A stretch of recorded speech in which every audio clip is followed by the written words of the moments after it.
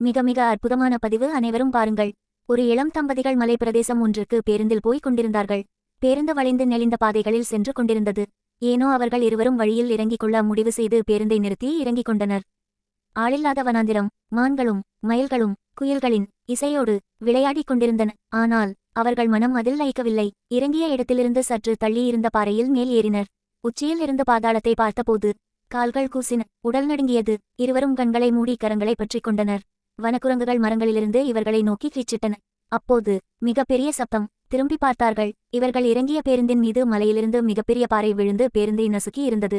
ஒருவரும் உயிருடன் தப்பவில்லை. இவர்கள் இருவரை தவிர பாறைக்கடியில் சமாதியாகியிருந்தனர். குயிலோசை இல்லை. மான்களும் மயில்களும் ஒடுங்கி நின்றிருந்தன. வனக்குரங்குகள் மலை உச்சிக்கு பயந்து தாவி ஓடின.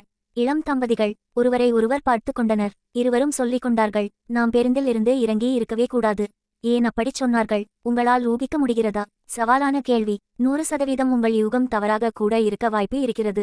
அவர்கள் அந்த பேருந்தில் இருந்து இறங்கி இருக்காமல் பயணித்திருந்தால் சில நிமிடங்களுக்கு முன்னரே பேருந்து அந்த இடத்தை கடந்திருக்கும்.